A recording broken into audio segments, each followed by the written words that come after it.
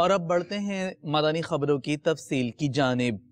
شیخ طریقت امیر اہل سنت دامت برکاتہم العالیہ کے مدنی پھولوں کا سلسلہ مدنی مذاکرہ ہوا براہ راست، خوشگوار ہوا کا جھونکا، سلسلہ ملاقات و سحری بمائے باپا جان، ایک پیارا سا نیکیوں کا جذبہ دلاتا مدنی گلدستہ باپا جان کا آپ کو بھی دکھاتے ہیں۔ میرا آپ سے یہ سوال ہے کہ جس گھر میں میت ہوتی ہے اس میں 3 دن سوگ کا حکم ہے، کیا ان 3 دنوں میں گھر میں کھانا پکانا اور صفائی ستھرائی وغیرہ کرنا جائز ہے یا ناجائز ہے؟ صفائی ستھرائی یہ شریعت کو مطلوب ہے، کھانا پکانا بھی جائز ہے، تو کھانا نہیں پکائیں گے تو کھائیں گے کیا؟ البتہ یہ کہ میت کے پڑوسیوں کے لیے سنت ہے کہ پہلے دن اہل میت کو کھانا کھلائیں، صرف گھر والوں کو، مہمانوں کو اور یہ جو ریل پیل دیگیں چڑھتی ہیں یہاں یہ مراد نہیں، صرف اہل میت ان کو کھانا کھلائے، کیونکہ یہ غمزدہ ہوتے ہیں تو ان کو پیار سے محبت سے باصرار وہ کھلائے کھانا۔ اس کے باوجود اگر اہل خانہ گھر میں اپنا پکانا چاہیں تو کوئی ممانعت نہیں ہے۔ ہوٹل دین ساری چوک کے منگا دا اخبار کی روٹی ورکو سادا منگ دا پار جائے دا روٹی اخبار کی ورکو۔ یہ پوچھنا چاہتے ہیں کہ کیا روٹیاں اخبار کے اندر دے سکتے ہیں؟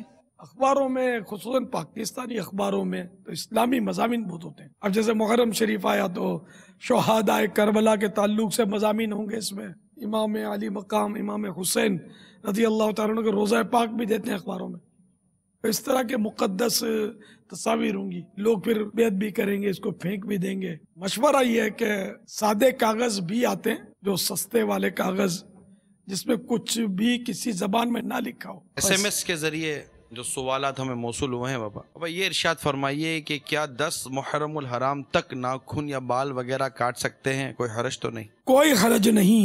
کیا دوائی کے لیے شراب پی سکتے ہیں؟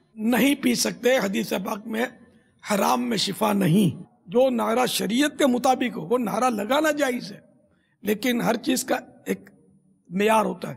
نعرہ تکبیر اللہ اکبر یہ اگر موقع سے لگایا جائے عین شریعت کے مطابق درست مخارج کے ساتھ تو یہ بھی عبادت ہے، کار ثواب لیں گے۔ درست مخارج کے ساتھ لگائے نعرے تکبیر بولتے ہیں، نعرے نون الف زبر نا، نار مانے ہوتا آگ، نعرے تکبیر مانے تکبیر کی آگ۔ اب بتا آپ کو آج پہلی بار سنا نا، یہ سب سیکھنے سے آتا ہے۔ مدرسۃ المدینہ میں جائیں گے، پڑھیں گے، مخارج درست ہوں گے، پھر تھوڑی عقل ہوگی تو پھر ترکیب بنے گی۔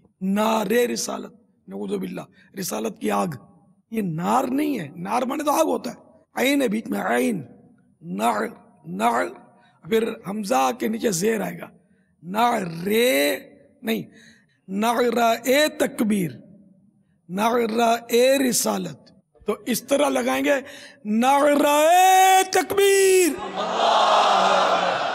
نعرہ رسالت۔ مولاي صل وسلم دائما ابدا على حبيبك خير الخلق كلهم مولاي صل وسلم دائما ابدا على حبيبك خير الخلق كلهم نبينا الامير الناجي فلا احد ابر في قولي لا منه ولا نعم مولاي صل وسلم دائما ابدا على حبيبك خير الخلق كلهم مولاي صل وسلم دائما ابدا على حبيبك خير الخلق كلهم والرضا عن ابي بكر وعن عمر وعن علي وعن عثمان ذي الكرم مولاي صل وسلم دائما ابدا على حبيبك خير الخلق كلهم۔ میرا نام محمد امجد علی اتاری ہے، چنیور چمنی اتار سے آیا ہوں، اور یہاں آ کر بہت سکون ملا۔ 12 دن کے لیے آیا تھا، لیکن اب نیت کی ہے یہاں تربیتی کورس کر لوں۔